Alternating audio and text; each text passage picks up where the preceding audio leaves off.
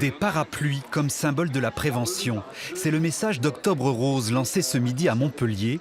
Mieux vaut prévenir que guérir un cancer du sein. Une femme sur 8 est concernée. Karima et Alexandra ont dû faire face à la maladie et accepter la perte d'un sein. Je me suis vue mourir plusieurs fois. Donc ça a été très difficile de remonter. Voilà. J'ai eu 15 opérations avec beaucoup d'effets secondaires.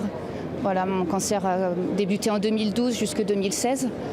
Donc avec beaucoup de rebondissements au niveau des effets secondaires. Donc ça a été très long. On a un choc, on entend cancer. Bon.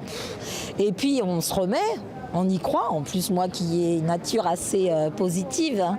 Et par contre, alors là, l'histoire du sein, j'avoue que j'ai un petit quai, forcément. Mais voilà, j'ai vite entendu et compris que c'était le seul moyen d'avoir la paix pour la suite. L'Institut du cancer de Montpellier sait prendre en charge la maladie quand elle est repérée rapidement. Pourtant, le taux de dépistage a baissé. C'est difficile de se lancer dans le dépistage en se disant qu'on se sent bien et qu'il n'y a pas de symptômes particuliers. On est toujours faussement rassuré en se disant je me sens bien, je ne suis pas fatiguée, je n'ai pas de douleur, pourquoi j'irais faire un dépistage?